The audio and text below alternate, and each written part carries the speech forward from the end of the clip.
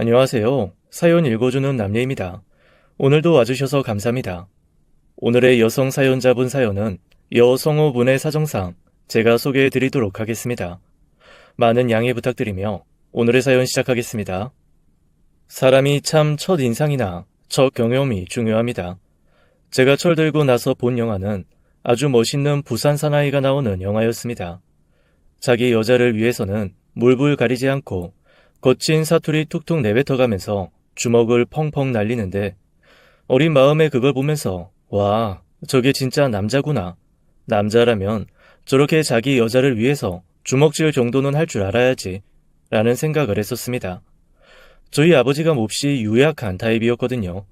저희 엄마는 여장부 중에 여장부였는데 아빠는 늘 집에서 붓글씨를 쓰시고 피리 같은 거 불면서 악기 연주나 하시는 그런 분이었습니다. 몸도 약하셔서 어렸을 때부터 아빠에 대한 기억은 기운 없이 한쪽 팔을 이마에 올리고 누워 계시면서 누워 계시는 거였습니다. 그렇게 누워 계시다가 학교에서 저랑 제 여동생이 돌아오면 가만히 앉혀놓고 한시를 읊어주는 게 전부였지요. 아빠가 그렇게 한시 읊고 책 보고 붓글씨 쓰고 피리 불면서 시간을 보내는 동안 가게를 책임지는 건 엄마의 몫이었죠. 엄마도 원래부터 그렇게 우악스러운 사람이지 않았을 것 같아요. 그런데 그런 아빠랑 살다 보니 엄마도 자연스럽게 우악스러워지는 것 같더라고요. 세상 모든 남자 다 우리 아빠 같은 줄 알다가 어느 날 영화 속 부산 남자를 보고 저는 한눈에 반해버리고 말았던 겁니다. 그날부터 제 이상형은 거칠고 남자다운 사투리 쓰는 남자가 돼버리고 말았어요. 학교 때도 다들 촌스럽다고 안 만나려고 하는 사투리 쓰는 남자만 골라 만나고 애들한테 취향 특이하다는 얘기도 들었죠. 그런데 이게 한번 취향이 그런 쪽으로 딱 굳어지고 나니까 다른 좋은 사람들은 눈에 잘 들어오지 않는 거예요. 결국 이 사람 저 사람 만나다가 저보다 7살 아래인 남자와 결혼을 했습니다. 그런데 이 남자 정말로 딱 사투리 쓰고 주먹 쓰는 거 외에는 아무것도 할 줄 아는 게 없는 남자였어요. 물론 결혼할 때는 몰랐죠. 그런 남자인 줄 제가 어떻게 알았겠어요. 제가 제 남편을 처음 만난 것은 조금 창피하지만 가라오케 술집이었습니다. 술집에서 친구들이랑 한창 노래를 부르며 놀고 있는데 밖에서 싸움 소리가 들리는 거예요. 엄청 거친 소리로 네가 잘못했다. 네가 먼저 시비 걸었다. 그런데 그 와중에 제 귀에 팍팍 꽂히는 사투리 쓰는 남자가 하나 있었습니다. 가만두지 않겠다느니 뼈를 뽑아서 갈아버리겠다느니 그런 말을 했는데도 하나도 무섭지 않고 그저 설레기만 했습니다. 친구의 만류에도 슬그머니 나가서 그 남자가 어떤 남자인지 봤거든요. 그랬더니 딱 제가 영화 속에서 봤던 현란한 무늬의 반팔 셔츠를 입고 위는 짧은데 아래는 긴 꽁지 머리를 한 젊은 남자 하나가 한 손에 술병을 휘두르면서 그렇게 거칠게 앞에 사람들한테 협박하듯 얘기를 하고 있더라고요. 그런데 그 모습을 보는 순간 저는 제 이상형이 나타난 것 같았습니다. 나중에 생각해보면 제가 제 팔자를 볶으려고 아주 작정을 한 거였죠. 그래서 다들 깨진 병 들고 설치는 그 남자를 슬금슬금 피할 때 저만 혼자 넋을 놓고 그 남자를 바라봤습니다. 뭔가 이상한 시선이 느껴졌는지 그 남자가 휙 뒤를 돌아보더라고요. 그리고는 저를 위아래로 훑어보며 이렇게 묻는 게 아니겠어요? 너 뭐고? 그 말 하나가 정말 슬로우 모션처럼 저한테 와서 스미더라고요. 그렇게 저는 제 남편을 처음 만났습니다. 그날 이후 어떻게 하든 남편을 한 번 더 만나기 위해 저는 그 노래방에 거의 출근하다시피 했어요. 그리고 얼마 지나지 않아 남편이 그 노래방에 술을 납품해주는 일을 하고 있다는 걸 알아냈죠. 노래방 주인도 저한테 그러더라고요. 그 사람이 이 동네 토박이인데 어렸을 때부터 아버지 없이 여기저기서 놀림 당하며 자라서 애가 영 싹수가 없다고요. 그러면서 저한테 혹시 그 사람한테 뭐 돈 빌려준 거 있냐고 묻는 겁니다. 그래서 제가 그런 거 아니다. 왜 그러시냐라고 했더니 몇 년 전에 한번 여자들이 우르르 몰려와서 사기 결혼으로 고소하겠다는 둥, 돈 빌려준 거 갚으라는 등 한번 난리를 친 적이 있다는 거예요. 그런데 참 저도 정신이 나갔죠. 그렇게까지 말을 해주면 마음이 접혀야 되는데 그 순간 제가 든 생각은 저한테 든 생각은 이거였어요. 억울하게 오해를 받았나 보다. 저 사람이 그럴 리가 없어 라는 생각이요. 게다가 아버지 없이 고군분투 전쟁처럼 살아왔다는 얘기를 듣는 순간 그게 왜 그렇게 영화 속 사형 구구절절한 남자 주인공처럼 들렸을까요? 저 사람도 술 마시면 아버지 생각에 눈물 한 방울 흘릴까? 그래도 사랑하는 여자를 위해서라면 물불 안 가리고 달려들겠지. 제가 미쳤죠. 이런 생각들을 하고 또 하며 그 사람을 혼자 짝사랑하기 시작했습니다. 사람이 눈이 돌고 미치면 그 어떤 것도 눈에 안 들어온다는 말이 맞나 봐요. 그 당시 저는 그랬습니다. 노래방 주인이 저한테 걱정돼서 그렇게 전해준 얘기를 저는 한 귀로 듣고 한 귀로 흘렸습니다. 그리고 나중에 제 남편과 사귀게 되었을 때 대놓고 직접적으로 물어봤어요. 정말로 그렇게 결혼을 한 적이 있냐고요. 그랬더니 남편이 예의 그 거만한 그게 무슨 소리냐는 듯한 피식하는 웃음을 지으며 저한테 이러는 거예요. 뭔 소리고? 내는 네 만나려고 이때까지 그 어떤 여자도 안 받아들이고 기다려왔는데 아니 지금 그런 소리가 나한테 나오나? 니는 내가 딴 여자한테 눈 돌렸다는 말 아내 입으로 했으면 좋겠나? 그 얘기를 듣는데 저도 모르게 혼자 또 울컥하고 말았습니다. 혼자 감동한 거죠. 바보처럼. 그래서 조용히 고개를 저었어요. 그랬더니 남편이 이러더라고요. 내 나이도 있고 내도 더 이상 이 여자 저 여자 귀찮다. 그냥 우리 같이 살까? 고마 같이 살까?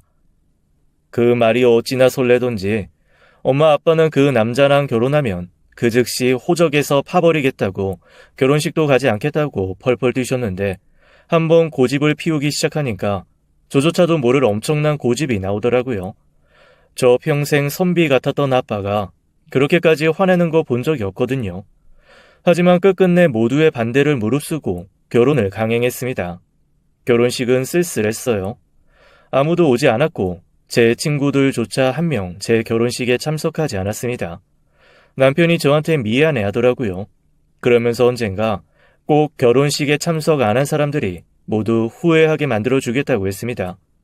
그 말조차 너무 로맨틱했고 마치 세상 모두가 환영하지 않는 금지된 사랑을 저 혼자 애틋하게 하는 것 같다는 그런 생각이 들었습니다. 그런데 세상 일이라는 건 말이죠. 나중에 알고 보니 다 이유가 있더라고요. 사람들이 말리는 데는 이유가 있고 왜 어르신들이 부모 말 들어서 손해볼 거 하나도 없다고 하시는지도 뒤늦게서야 이해가 되었습니다. 처음 결혼해서 몇 개월간은 행복했어요. 나름 로맨틱했습니다. 그런데 그 로맨틱도 돈이 줄어드니까 점점 악몽으로 변해가더라고요.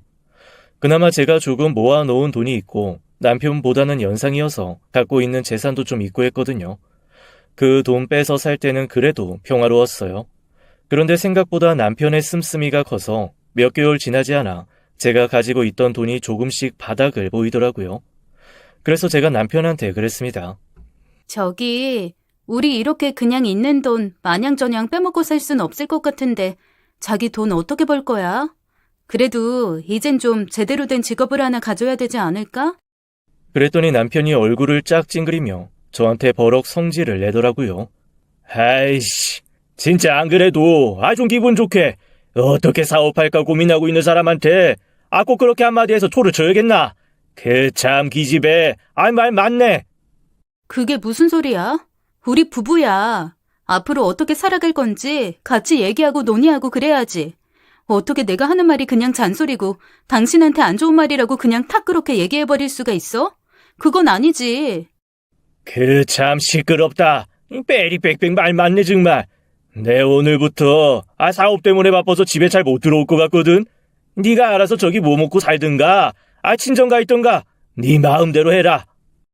아니 그게 무슨 소리야? 사업은 무슨 사업? 나한테 한마디 말도 없이 무슨 사업을 해? 이 가시나가 진짜. 야, 이 남자 하는 일에 일일이 어디서 조를 치는데 내 니한테 뭐 보고해야 돼? 네가 내 사장이야. 웃겨 진짜. 그딴 식으로 쓸데없이 참견하고 잔소리할 거면 저리 꺼져라. 너무 당황스러웠습니다. 내가 알던 나한테 그렇게 로맨틱하게 했던 남자가 맞나 싶은 생각이 들더라고요. 전혀 제가 짐작했던 모습들이 아니었어요. 아니, 입속에 혀처럼 굴며 간도 빼주고 심장도 나눠줄 것처럼 굴던 사람이 어떻게 저렇게 정말 하루아침에 태도를 바꿔서 저렇게 행동할 수 있나? 혹시 저 사람 뭔가 내가 모르는 병이 있어서 일부러 정 떼려고 그러는 건가? 정말 오만 생각이 다 들었습니다. 그런데 한 달, 두 달 시간이 지날수록 저는 제가 정말로 주변 사람들 말을 듣지 않은 벌을 받고 있다는 걸 알게 되었습니다. 동네 사람들이 하나둘 저희 집으로 찾아와서 돈을 요구하더라고요. 처음엔 대체 이게 무슨 소리인가 싶었는데 남편이 저한테 가서 받으라고 했다며 곳곳에서 외상을 한 거였습니다. 적게는 몇십만 원에서부터 많게는 몇백만 원까지 너무 어이가 없었습니다. 그중에 가장 어이가 없었던 건 세상의 정육점에서 200만 원이 넘는 외상을 한 거였어요. 아니, 어떻게 하면 고깃값이 200이 나와요? 대체 뭘 산 거예요? 그걸 산 사람이 알지. 아니, 며칠 전에 외제차 딱 타고 오더니 있는 한우 갈비 다 실으라고 차 안에서 버럭버럭 소리를 지르더라고. 처음에는 저게 미쳤나? 어디서 차 안에서 소리를 지르나 하고 봤는데 옆에서 여자가 하나 내리대. 모델처럼 늘씬하고 예쁜 여자. 그 여자가 오더니 돈은 여기 와서 받으면 된다고 바쁘니까 빨리 실으라고 하더라고. 그러면서 아이고 그 집 남편한테 오빠 오빠 하면서 착착 앵기는데 아무리 봐도 여동생은 아니고 그 집 여동생 없지? 아유 결혼한 지 얼마나 됐다고? 아이고. 고기를 떼어간 날은 남편이 사업하러 나간다고 집을 나선 그날이었습니다. 너무나 황당해서 정육점 사장님께 어떤 차였는지 꼬치꼬치 캐물었습니다. 정육점 사장님이 그나마 돈 떼어 먹힐까봐 차 번호를 적어두신 게 있더라고요. 그 차 번호를 가지고 경찰서에 가서 이 차 혹시 좀 찾을 수 있냐고 했습니다. 그랬더니 경찰이 몇 번 차 번호를 조회해 보다가 갑자기 저를 이상하게 보는 거예요. 왜 그러세요? 무슨 이상한 점이라도 있나요? 대체 이 차 번호 무슨 관계시죠? 아, 제 남편이 타고 갔다고 했어요. 지금 연락도 안 되고.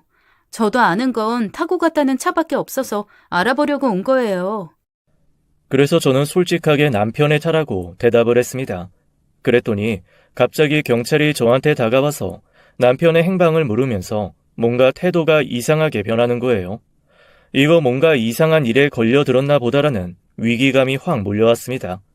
경찰에게 이유를 물었어요.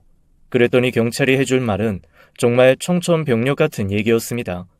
한 달 전쯤 강도상해 혐의로 수배된 사람이 하나 있는데 그 사람이 탈취해간 차가 바로 남편이 운전하던 그 차라는 거예요.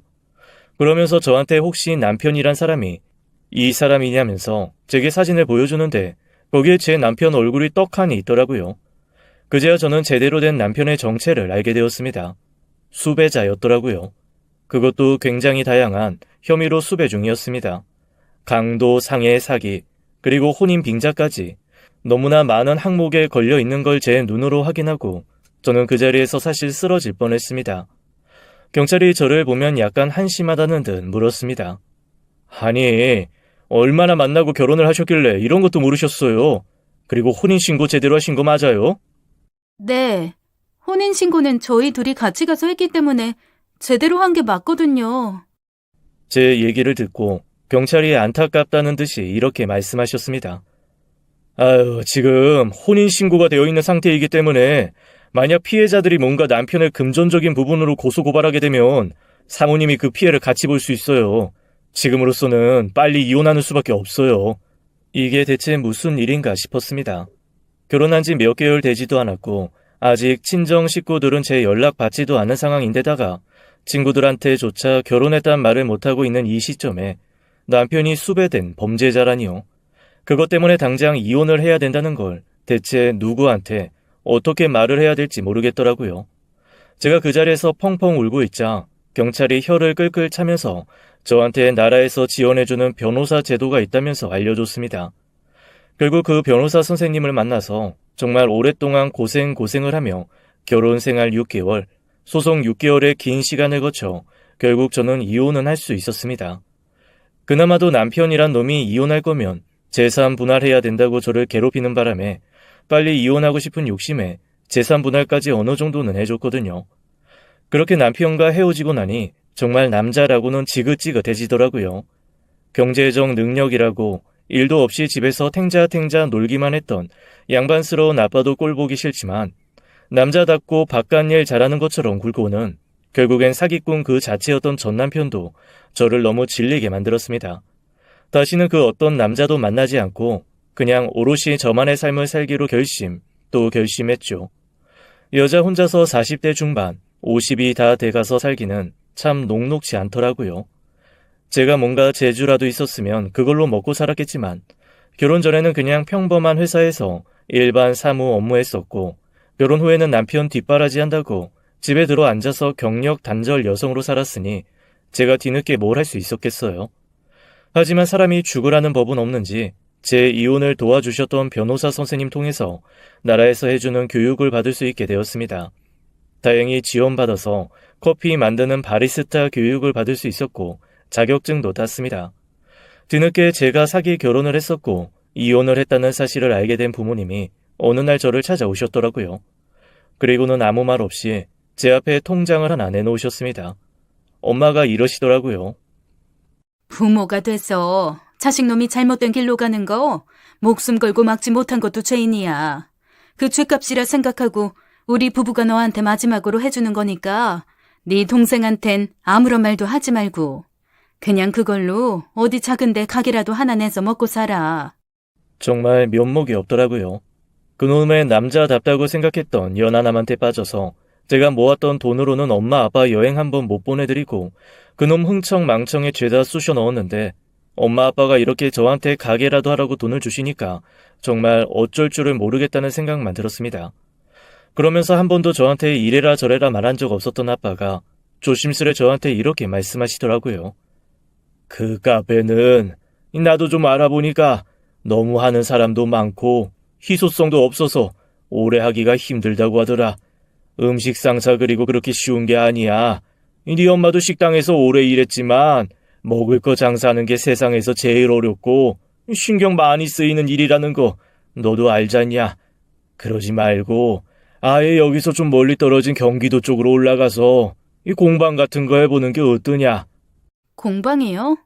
제가 뭘 할 줄 아는 게 있어서 공방을 하겠어요.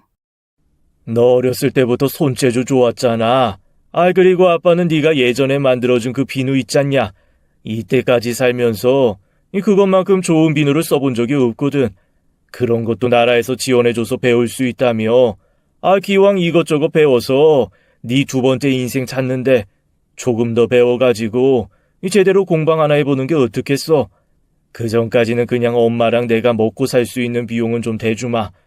정 힘들면 그냥 잠시 집에 들어와서 살아도 되고 그 망할 놈이 혹시 찾아와서 난동 부릴까봐 사실 나랑 네 엄마 요즘 잠이 안 와. 네 걱정 때문에. 사실 그 말을 듣고 너무나 깜짝 놀랐습니다. 제가 대학교 때 취미로 비누를 몇 달 만든 적이 있었거든요. 그때는 한창 친구들이랑 몰려다니며 그런 걸 하는 게 또 재밌는 시절이었으니까요. 몇 번 만들다가 조금 질리기도 하고 마침 그 즈음에 또 다른 취미가 생기기도 해서 그때 만들었던 거 버리긴 아깝고 그렇다고 제가 쓰기엔 좀 많기도 하고 애매해서 아빠를 한번 싹 갖다 드린 적이 있었습니다. 저는 그거를 까맣게 잊어버리고 있었는데 아빠는 딸이 무언가를 만들어서 아빠 쓰라고 갖다 줬다고 그거를 기억을 하고 계셨던 모양이에요. 저한테 그때 그 비누가 너무 좋았다고 그거 한번 제대로 다시 만들어 보라고 딱 말씀을 하시는데 갑자기 눈물이 왈칵 솟았습니다. 그리고 제가 정말 나쁜 딸이라는 생각이 들더라고요. 아빠는 제가 그렇게 대충 만들어서 버리다시피 전달한 그 비누를 지금까지 이렇게 기억하고 계셨는데 딸인 저는 그런 마음도 모르고 그런 미친놈한테 빠져가지고 허우적거렸다는 것 자체가 너무 죄송하고 속상했습니다. 스스로 한심하다는 생각에 눈물이 멈추지 않더라고요. 제가 눈물을 뚝뚝 흘리니까 아빠가 마치 제 마음을 아는 것처럼 그냥 등을 몇 번 토닥토닥 두들겨 주시더라고요. 저는 그런 아빠의 의견을 받아서 다시 정식으로 아로마와 비누 만들기를 배우기 시작했습니다. 뭔가 목표가 생기니까 예전과는 달리 공부도 많이 하게 되고 엄청 재밌더라고요. 그렇게 6개월 정도 더 비누를 배운 다음에 정말로 엄마 아빠 의견대로 제가 살던 곳과 아주 멀리 떨어진 경기도 북부 쪽에 작은 공방을 하나 냈습니다. 다행히 건물주도 너무 좋은 분을 만났어요. 저랑 띠동갑인 사장님이었는데 옛날부터 안 해본 일이 없을 정도로 열심히 사신 분이더라고요.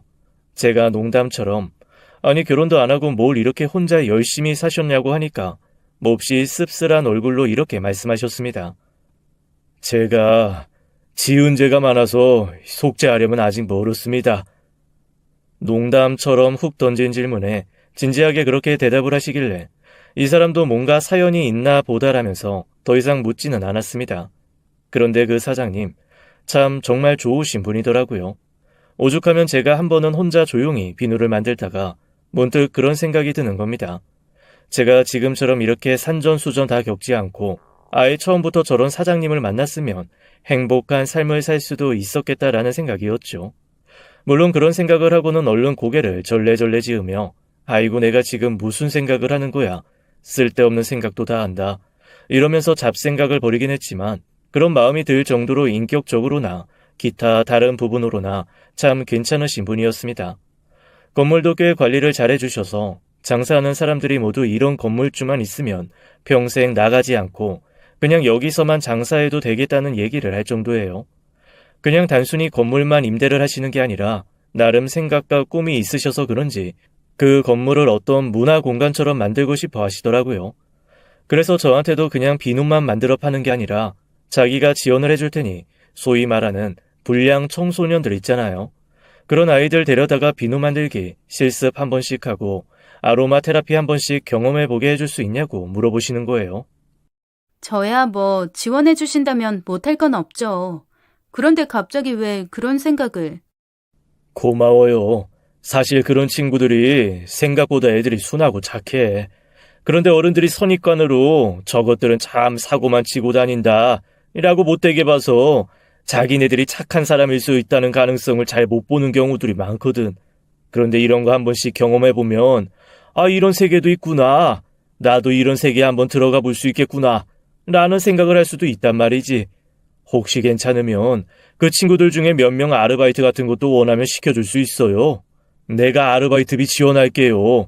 이런 녀석들 중에 보호종료 아동 대상인 애들도 있는데 당장 일자리 구해서 돈 버는 게 급한 친구들도 있고 해서요. 아, 알바비 정도는 제가 내도 돼요. 어차피 저도 써야 하는 인건비에서 나가는 건데요. 아유 그래도 같은 금액으로 능숙한 알바 드릴 수 있는데 내 부탁으로 서툰 녀석들 가르쳐가면서 쓰는 거니까 내가 건물주 권한으로 알바비 50% 지원할 테니 어때 한번 해볼래요? 괜찮죠? 네, 나쁘지 않을 것 같아요. 그렇게 해서 제가 자격증 딴 그 자격증 공부 같이 하는 기회를 마련해봐도 좋을 것 같은데요. 아무래도 이쪽에 관심이 있는 거면 자격증이 있으면 좋으니까요. 아 그거 정말 좋은 생각이네. 그렇게 공부하면 걔네들도 자격증 딸 수 있는 거잖아요. 아 나 그 생각은 미처 못했네. 그렇죠. 공부하고 시험만 보면 되니까. 실습도 충분히 할 수 있고요. 그러면 아예 그 자격증반을 운영합시다. 내가 지원도 하고 아니다. 아예 그 반 나도 들을게요. 사장님이요? 뭐하러요? 왜 굳이 수업까지? 아이 보니까 아로마도 그렇고 비누도 그렇고 일단 좋은 향이 내 안에 들어오니까 기분이 좋아지더라고. 뭐 살면서 배워봐야 나쁠 거 없다는 생각이 들어서 나 배워도 되죠? 아니 무슨 나이 제한 있고 그런 거 아니죠? 내가 매번 간식이랑 커피 살게요. 아이고, 네네, 그러세요.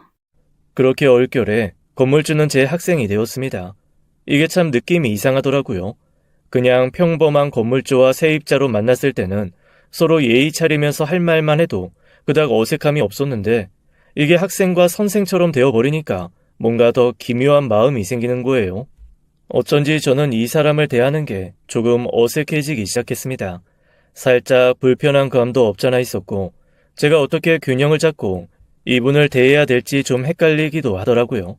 그리고 이 마음이 좋아하는 마음이라는 건 몹시 뒤늦게 깨닫고 말았습니다. 그것도 제가 아닌 학생들의 말 때문에요. 한 번은 이분이 수업에 못 오겠다고 급하게 연락이 오신 거예요. 좀 만나야 될 사람이 갑자기 생겼다나요? 그런데 그 순간 제가 엄청 실망이 되는 겁니다. 다른 일도 아니고 누군가를 만나야 해서 저랑 함께하는 수업 시간에 못 온다는 말을 딱 듣고 나니까 몹시 서운하기도 하고 그냥 좀 우울하기도 하고 기분이 별로 좋지가 않더라고요. 그러면서 자꾸만 대체 누구를 만나러 간 걸까? 어떤 사람이길래 한 번도 빠진 적 없이 1순위라고 본인이 계속 그렇게 얘기해왔던 이 수업을 빠진다는 걸까? 자꾸만 그런 생각이 드는 거예요. 제가 우울해하는 게 아마 학생들한테도 느껴졌나 봐요. 학생 하나가 정말 해맑게 저한테 글쎄 이렇게 물어보는 거 있죠. 선생님, 오늘 사장 아저씨 안 와서 기분 나쁘죠? 어? 그게 무슨 소리야? 사장님 안 오시는 거랑 이거랑 무슨 상관이 있다고. 쓸데없는 소리 한다, 어? 에이, 아닌데. 선생님 사장 아저씨 안 와서 지금 기분 별로 안 좋은 것 같은데요? 얼굴에 딱 써 있는데요. 아우, 무슨 소리야, 너희는. 쓸데없는 소리 하지 마. 진짜 별소리를 다 하네.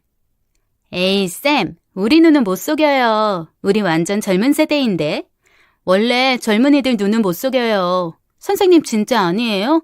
선생님이랑 그 사장 아저씨랑 서로 좋아하는 거 다 티나는데요. 아이고, 또 놀림거리 잡았지? 어? 정말 쓸데없는 소리 하지 마시고 지금부터 내가 준 30가지 양 제대로 잘 구분하지 않으면 오늘은 나머지 수업. 이거 봐, 이거 봐. 사장 아저씨 안 와가지고 선생님 빡쳤어. 그래가지고 우리한테 완전 어려운 거 주잖아. 아니라니까. 정말 아니라고. 너희 시험 얼마 안 남아서 수업 좀 제대로 하자는 건데 오늘따라 왜 이러니 진짜? 어? 우리 제대로 다시 해보자. 어? 학생들한테 그렇게 말하며 얼버무리기는 했지만 얼굴이 너무 화끈거리더라고요. 꼭 제 마음을 들킨 것 같기도 같아서 좀 창피하기도 했습니다. 그러는 한편 아이들의 그 말 때문에 얼결에 제 진심을 들여다보기도 했어요.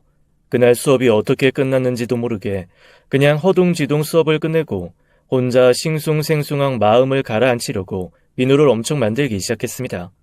이렇게까지 많이 만들 필요 없는데 굳이 엄청난 재료를 쏟아부어 비누를 만들면서 스스로가 좀 어이없기도 했어요. 이 많은 비누를 만들어서 내가 뭐하냐? 진짜 쓸데없다. 아휴, 너 진짜 무슨 생각하는 거야?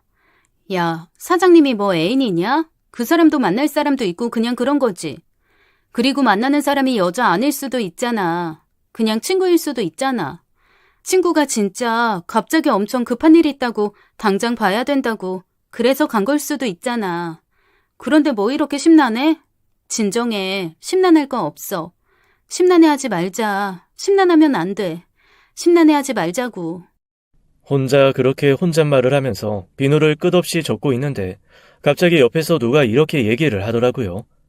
그렇게 심란하면 전화라도 하지 그랬어요. 어씨, 깜짝이야. 사장님이었습니다. 아니, 여기는 왜, 언제, 어떻게, 왜 왔어요? 아니, 어떻게 왔어요? 왜라는 말을 몇 번을 하는 거예요. 아, 왜긴. 문이 열려 있었고 혼잣말 치고는 너무 크게 했고 그래서 다 들었고 그런데 그게 내 얘기인 것 같고 그래서 해명하려고 이렇게 왔죠. 그게요. 그러니까. 너무 당황스러우니까 말보다는 단말마 외마디 변명밖에 나오지 않더라고요. 사장님이 피식 웃으면서 그러시는 겁니다. 왜요? 심란했어요? 혹시 내가 여자 만나러 갔을까봐? 아니요? 제가 왜요? 왜 그런 생각하세요? 그래요? 아까 애들이 문자 와서는 오늘 선생님 엄청 심란한 것 같다고 대체 왜 안 오신 거냐고 물어보던데 그러면서 자기네들 답답하니까 그냥 빨리 고백할 거면 하라고 자기네들이 모른 척하는 것도 이제 힘들다고 그러던데 정말 아이들이 솔직한 건지 아니면 거침이 없는 건지 저를 너무 창피하게 만들더라고요. 제가 얼굴이 빨개져서 저도 모르게 손사래를 치며 변명을 하고 말았습니다. 아, 진짜 망할 것들. 그런 거 아니에요. 걔네들 진짜 이상하네. 뭐하러 그런 소리를 했대? 저 진짜 그런 거 아니고요. 진심으로 그런 거 아니고요. 정말로 그런 거 아니에요. 아니, 애들 말 그냥 무시하면 될걸. 지금 똑같은 말 되게 여러 번 반복하는 거 알아요? 제가요? 지금 몹시 당황한 것 같은데 솔직히 말해요. 지금 혼잣말로 꾸덜거린 거 내 얘기죠. 더 이상 안 물어요. 그러니까 솔직하게 대답해요. 더 이상 변명을 못하겠더라고요. 그냥 조용히 고개를 끄덕였습니다.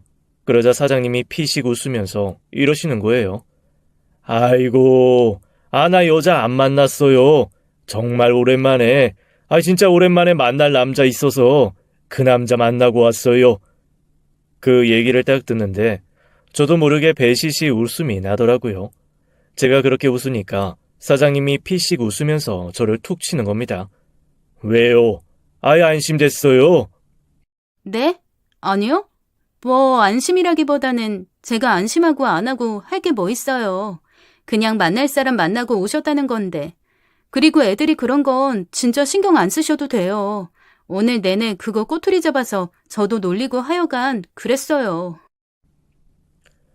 뭐가 되게 안심된 얼굴인데 굳이 아니라고 이렇게 길게 변명을 한다고요? 그거 참, 화영씨 솔직하지 못하네. 솔직하지 못해. 나는 화영씨가 내가 여자 안 만나고 남자 만나고 왔다 그러면 뭐 엄청 좋아할 줄 알고 그거 기대하고 와서 달려와서 이렇게 얘기하는 건데 좀 실망인데? 그런데 그 순간 뭔가 좀 이상한 느낌이 들었어요. 사장님 얼굴이 약간 발그레하며 저를 보는 눈빛이 웃음에 가득 차 있는 거예요. 혹시 이 사람도 나를 좋아하나라는 생각이 들어서 저도 모르게 고개를 번쩍 들고 눈을 동그랗게 뜨고 사장님을 쳐다봤습니다. 그러자 사장님이 장난스럽게 제 볼을 훅 꼬집으시면서 이러시는 거예요. 아이고, 이제 눈치챘네. 내가 이 나이에 쓸데없이 비누 수업을 왜 듣겠어요? 필요하면 그냥 화영씨 보고 만들어달라고 그러면 되지. 내가 뭐 얼마나 비누를 만들어 써보겠다고 비누 만드는 걸 배우겠냐고. 그것도 3개월 넘게, 응? 수업 시간 빠지지 않고 애들 사이에서, 에휴, 아주 본인만 몰라. 애들도 다 아는 걸. 화영씨, 연애 많이 안 해봤죠? 그 얘기를 듣는데 정말 얼굴이 너무너무 빨개졌어요. 그리고는 저도 모르게 무슨 고해성사하듯 주절주절 이렇게 얘기를 하기 시작했습니다. 그러니까 아니 전 남편도 너무 개차반이고 제가 남자 보는 눈은 없고 연애할 때마다 다 망해서 그래요. 저 남자 보는 눈 진짜 없어요. 제가 좋아하면 절 싫어하고 혼자 사랑에 빠져서 허우적거리다 상대가 받아주면 그 상대는 개차반인 경우가 전부거든요.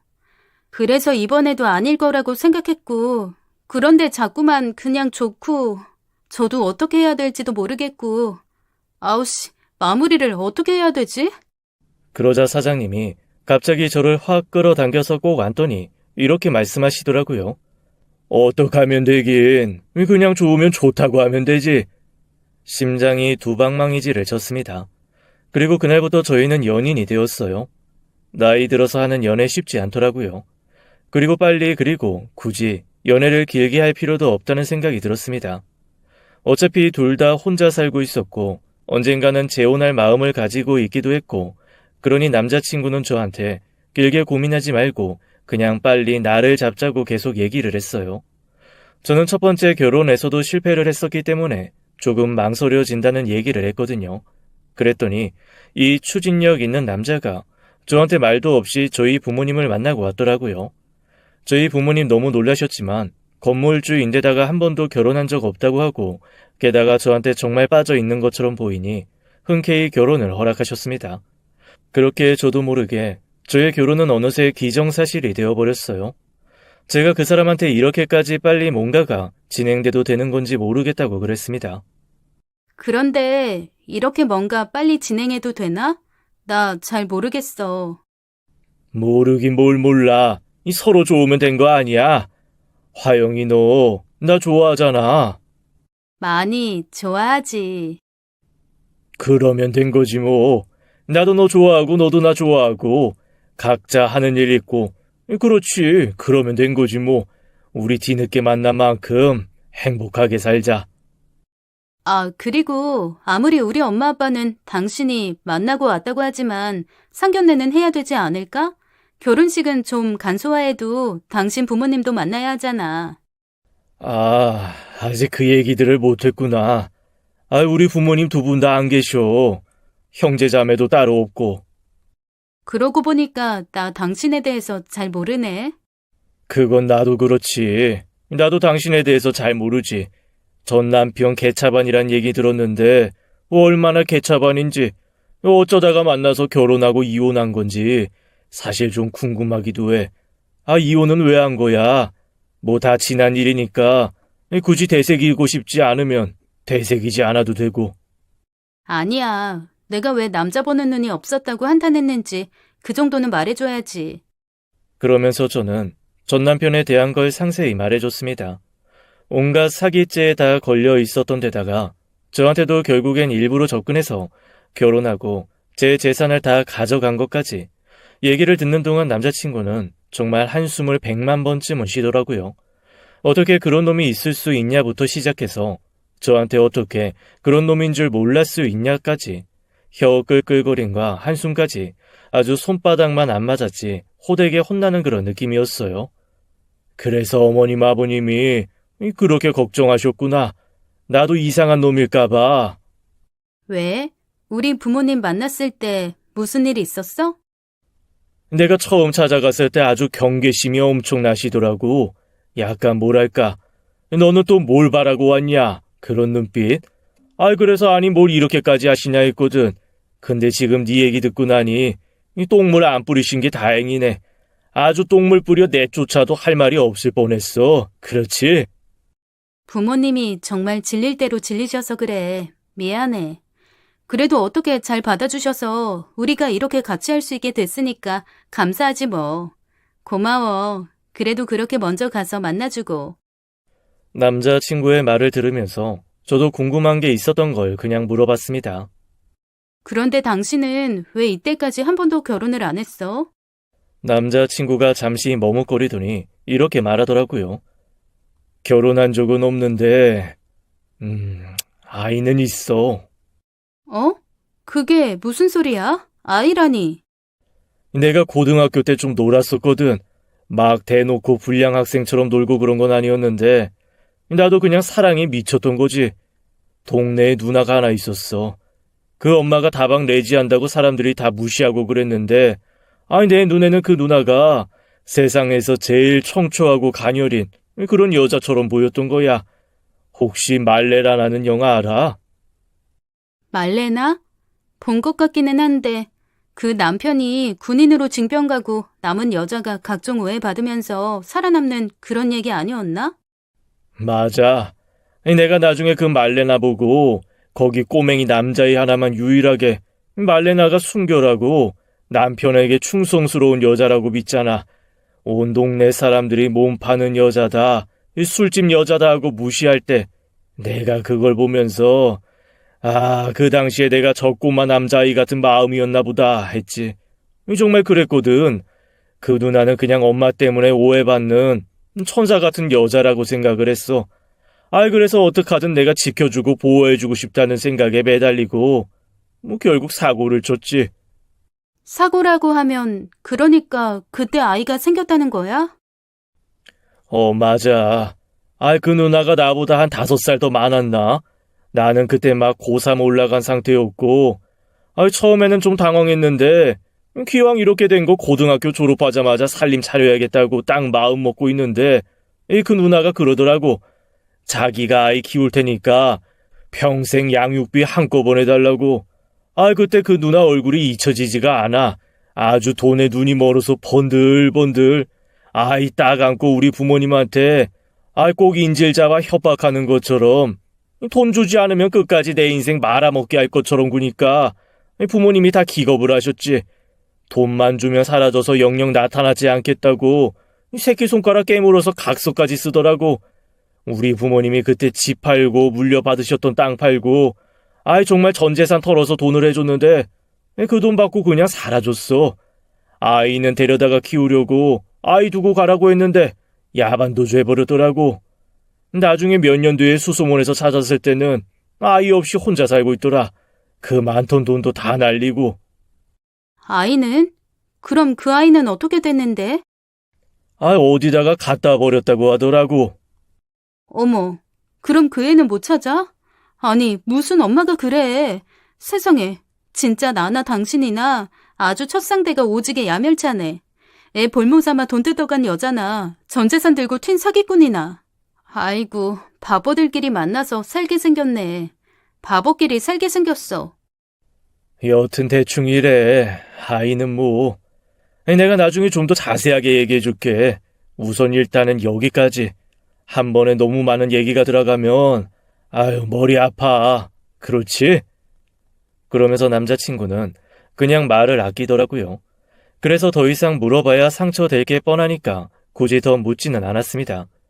그렇게 시간이 몇 달 정도 더 지난 후에 저희는 본격적으로 상견례를 하고 결혼을 진행하기로 했습니다. 딱히 양쪽 집에서 나올 사람은 없고 저희 부모님 만나서 인사만 하는 줄 알았는데 남자친구가 상견례 전날 서프라이즈가 있다는 거예요. 그래서 제가 무슨 소리냐, 무슨 서프라이즈냐라고 했더니 내일 상견례장에서 알게 될 거라고 하더라고요. 그래서 저는 처음에 혹시 무슨 이벤트를 준비했나 했습니다. 평소 그런 거 없이 좀 무뚝뚝한 사람이기는 했지만 제가 프로포즈도 없고 이벤트도 없다고 몇 번 투덜거린 적이 있었거든요. 그랬더니 그게 마음에 걸려 이벤트를 해주려나 보다 했죠. 그렇게 떨리는 마음으로 상견례장에 갔는데 부모님이 차가 막혀서 조금 늦을 것 같다고 전화가 왔습니다. 먼저 들어가 있겠다면서 딱 문을 열고 들어간 순간 저는 제 눈을 의심할 수밖에 없었어요. 거기에 제 개차반 같은 전 남편이 앉아있는 겁니다. 제가 너무 놀라서 버럭 소리를 질렀습니다. 네가 왜 여기 있어? 그랬더니 제 전 남편도 깜짝 놀란 얼굴로 저와 제 옆에 있는 남자친구를 보면서 이렇게 외치더라고요. 네가 왜 우리 아빠 옆에 있는 건데? 순간 아무런 말도 할 수 없이 정신이 홀딱 나가는 것만 같았습니다. 대체 아빠라니 이게 무슨 말일까 싶어서 제 전남편과 남자친구를 번갈아 가면서 바라봤죠. 그랬더니 남자친구가 황당한 얼굴로 저한테 이러는 거예요. 전남편이라니? 이 세준이가 네 전남편이라고? 세준이? 뭔 소리야? 저 인간 이름이 봉팔인데. 그리고 아빠라니? 저 인간이 당신 아들이라고?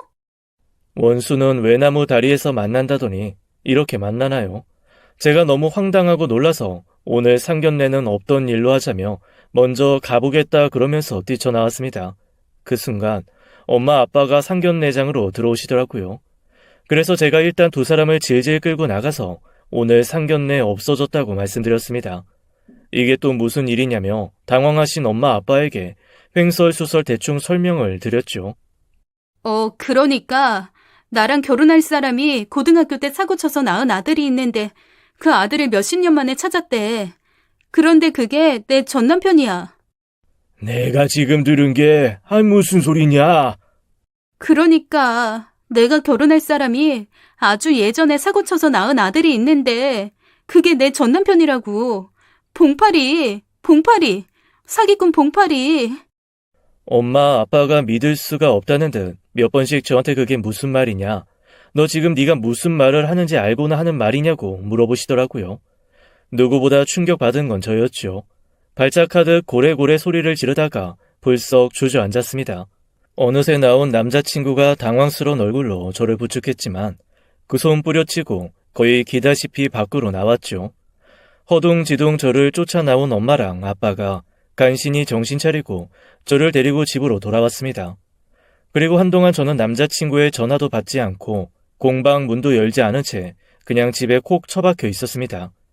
그 누구의 전화도 받지 않은 채 그렇게 혼자만의 시간을 가졌죠. 엄마가 제가 혹시 이상한 짓을 할까봐 너무 걱정을 하셔서 알람을 해놓고 매일 아침 저녁 7시에 한 번씩 살아있다, 괜찮다, 밥 먹었다 정도 문자만 보내드렸습니다. 그 외에는 그냥 소파에 앉아서 멍하게, 정말 멍하게 천장만 바라봤어요. 너무 황당하니까 현실감이 없어서 그런지 헛웃음만 나오더라고요. 그런데 3일쯤 지났을까요? 아무리 전화를 해도 제가 받지 않으니까 남자친구가 저희 집까지 찾아와서 문을 두들기더라고요. 그동안 진짜 전화, 문자가 합쳐서 1000통도 넘게 왔는데 제가 다 안 받고 무시했거든요. 제가 열어주지 않으니 문 밖에서 이렇게 말하는 겁니다. 문 좀 열어봐, 어쨌거나 자초지종은 들어야지. 나 당신 남편 될 사람이잖아. 이렇게 평생 안 볼 거야. 동네 사람들 다 듣게. 나 계속 밖에서 말해야 돼. 문 좀 열어. 그런데 참 이상하죠. 딱 멈췄던 뇌가 그 사람의 남편 될 사람이라는 말에 다시 움직이는 느낌이었습니다. 뭐랄까, 제 마음 한 구석에서는 이 남자랑도 끝이다, 이제는 완전히 혼자다, 나는 각오를 하고 있었나 봐요. 그래서 헤어짐을 혼자 준비하고 있었는데 그 사람이 남편 될 사람이라고 확정해서 말을 해주니까 안심이 되면서 마음이 갑자기 흔들리더라고요. 그래서 헤어질 때 헤어지더라도 일단 자초지정은 듣는 게 맞겠다 싶어 문을 열었습니다. 초췌한 얼굴의 남자친구가 거기 서 있더라고요. 제가 아무 말도 없이 가만히 그 사람을 바라봤습니다. 그 얼굴빛만 봐도 지난 며칠 그가 얼마나 마음고생을 했을지 빤히 보였습니다. 아이고, 아주 물 한 모금도 안 먹은 얼굴이구만. 이 몸도 약하면서 밥이나 제대로 먹었겠어. 남 얘기하고 있네. 전쟁통에 피죽 한 그릇도 못 얻어먹은 사람처럼 볼이 쑥 들어가선 누가 누구 걱정을 해? 그러자 그 사람이 저를 꼭 안아주면서 지난 3일간 있었던 얘기, 그리고 그 전에 아들을 만났던 얘기를 해주었습니다. 내가 당신 수업 하루 빠지고 누구 급하게 만나러 간다는 날 있었지. 기억나. 그날 나한테 좋아한다고 고백했잖아. 그래. 그날 아들한테 연락이 왔다는 소식 들었어. 그래서 급하게 갔던 거야. 당연히 나도 유전자 검사면 뭐든 다 실행을 했지. 근데 정말 내 아들이 맞더라고. 어렸을 때부터 고생하고 살았다며 이제라도 아빠 만나서 반갑다고 하는데 뭔가 좀 이상하면서도 마음 한켠이 좀 짠했어. 그런데 아들 친구라 그러면서 누가 찾아와서 그러더라고. 아들이 내 재산 노리고 접근한 거라고. 그래서 내가 친구라면서 왜 나한테 그런 얘기를 해주냐 그랬더니 일을 도와주면 자기한테도 한몫 떼어준다고 했었는데 입 싹 닫았다는 거야. 그래서 분해서 알려주는 거니까 지금이라도 정신 차리라고 그렇게 얘기해 주더라고. 그래서 알아보니 정말로 내 재산 노리고 일부러 다가온 거였더라고. 그런데 내 여자친구가 당신이라는 건 정말 몰랐나 봐. 그래서 내가 그랬지. 네가 이때까지 저 여자한테 했던 짓 안다. 그리고 온갖 사기로 여기저기에 수배 걸려 있던 것도 안다. 지금 도망자 신세일 텐데 다시는 내 앞에 나타나서 재산 얘기 안 한다고 각서를 쓰거나 아니면 지금 당장 경찰 불러서 죗값 받거나 둘 중에 하나 하도록 하자 했지. 그랬더니 감옥 가기 싫었던 모양인지 다시는 안 나타나겠다고 각서를 쓰더라고. 그래서 아예 변호사 사무실 다 데리고 가서 유산 포기 각서 다 쓰고 공증받고 법적으로 다 문제까지 해결했어. 아니, 재산. 그렇지. 재산도 재산인데 그게 문제가 아니라 그래도 경찰에서 찾고 있는 사람인데 신고는 해야 되는 거 아니야? 당연히 했지. 이 변호사 사무실에서 공증 다 끝낸 다음에 밖으로 나오는 길에 경찰들이 잡아갔어. 아마 당분간 우리 앞에 나타날 일 없을 거야. 그러면 어떻게 되는 거야? 우리는.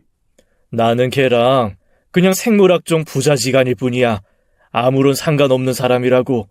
나는 당신만 있으면 돼. 내 평생 처음으로 찾은 행복인데 그 행복을 놓칠 수는 없지. 그러니까 당신도 아무런 생각하지 말고 그냥 나만 보고 용기를 내줘. 뭣도 모르는 사람들은 아마 욕을 할 수도 있어. 시아버지랑 결혼한 미친 여자라고. 그런데 당신이 알고 한 거 아니잖아.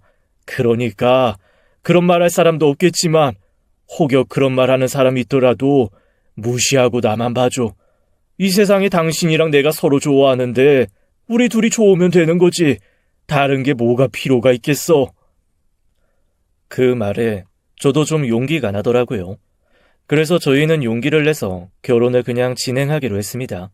공방도 다 정리하고 건물도 팔고 아예 전 남편이 저희를 찾지 못할 만한 곳으로 완전히 이사를 가기로 했어요. 부모님도 자초지정을 들으시더니 그게 나을 것 같다며 혹시 전 남편이 나중에 당신들을 찾아올 수도 있으니 부모님도 이사를 가겠다고 하시더라고요. 그렇게 저는 전 남편의 굴레에서 아주 벗어나 새로운 사람과 그냥 새 인생을 시작하려고 합니다. 그 사람이 다시는 제 인생이 얽히지 않기를 바라면서 말이죠. 지금까지 사연 읽어주는 남녀였습니다. 끝까지 함께 해주신 여러분 감사드리며 저희는 다음 사연으로 돌아올게요. 감사합니다.